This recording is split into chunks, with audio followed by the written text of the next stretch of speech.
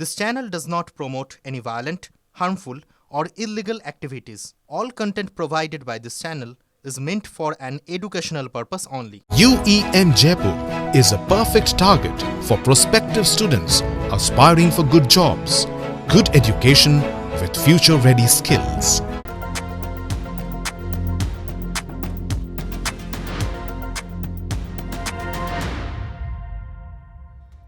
নমস্কার, দেখছেন টিভি9 বাংলা। আপনাদের সঙ্গে রয়েছি আমি তন্নিষ্ঠা। শুরুতেই যে খবর, পিছু হটলেন ট্রাম্প। 2 সপ্তাহের সংঘর্ষ বিরতি আমেরিকার।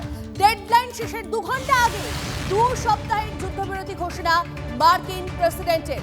আপাতত ইরানে কোনো হামলা নয়, এই ঘোষণা ট্রাম্পের। যুদ্ধবিরতি ঘোষণা করেও শর্ত রাখলেন ট্রাম্প। হরমুজ খুললেই যুদ্ধবিরতি কার্যকর, স্পষ্ট মন্তব্য ট্রাম্পের।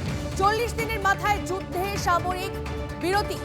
আমেরিকার যুদ্ধবিরতি ঘোষণা ইরানে জয়ের উল্লাস।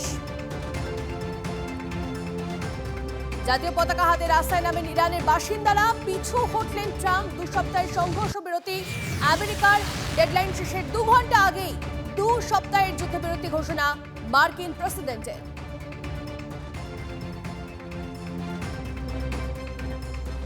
আপাতত ইরানে কোনো হামলা নয় ঘোষণা ট্রাম্পের। যুদ্ধবিরতি ঘোষণা করেও শর্ত রাখলেন ট্রাম্প। হরমুজ খুললে যুদ্ধবিরতি কার্যকর, স্পষ্ট মন্তব্য ট্রাম্পের। 40 দিনের মাথায় যুদ্ধের সাময়িক বিরতি। আমেরিকার যুদ্ধবিরতি ঘোষণায় ইরানের জয়ের উল্লাস। জাতীয় পতাকা হাতে রাস্তায় নামেন ইরানের বাসিন্দারা। হরমুজ খুললে তবেই যুদ্ধবিরতি, এমনটাই শর্ত রাখলেন ট্রাম্প। পিছু হটলেন ট্রাম্প। 2 সপ্তাহের সংঘর্ষ বিরতি আমেরিকার। ডেডলাইন শেষের 2 ঘন্টা আগেই 2 সপ্তাহের যুদ্ধবিরতি ঘোষণা মার্কিন প্রেসিডেন্টের।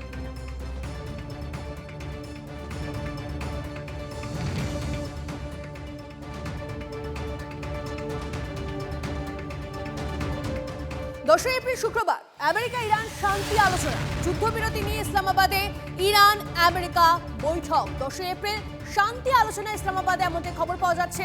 সায়ন্ত থেকে ডিটেইলস জানবো। সায়ন্ত। হ্যালো তনিষ্ঠা, আরেকবার যে কোশ্চেনটা করো। শান্ত, টানা 40 দিন রক্তক্ষয়ের পর স্বস্তি। 10ই এপ্রিল শুক্রবার আমেরিকা ইরান শান্তি আলোচনার কথা জানা যাচ্ছে। এই বিষয়টা নিয়ে জানতে চাইবো। একদমই, দেখো ইরানের যে অনমনীয় মনোভাব এবং ইরানের যে ধরনের ইরান পাল্টা আমেরিকা, ইসরায়েল এবং আমেরিকার বৈধদোষগুলোর বিরুদ্ধে আঘাত হেনেছে, সেই জায়গায় দাঁড়িয়ে আমেরিকা এবার বুঝতে পেরেছে যে ইরান কতটা শক্তিধর। ছোট দেশ হলেও কতটা শক্তিধর আমেরিকা কিন্তু বুঝতে পেরেছে। যে কারণে ডোনাল্ড ট্রাম্প মঙ্গলবার ডেডলাইন বা চূড়ান্ত সময়সীমা দিয়েও কিন্তু পিছু হতে বাধ্য হলেন এবং শান্তি আলোচনা হওয়ার সম্ভাবনা রয়েছে এবং সেটা তৈরি হয়েছে মূলত ইরান যেভাবে পাল্টা বারবার উত্তর দিয়েছে মার্কিন যুক্তরাষ্ট্র, তার মিত্র দেশগুলো এবং ইসরায়েলকে।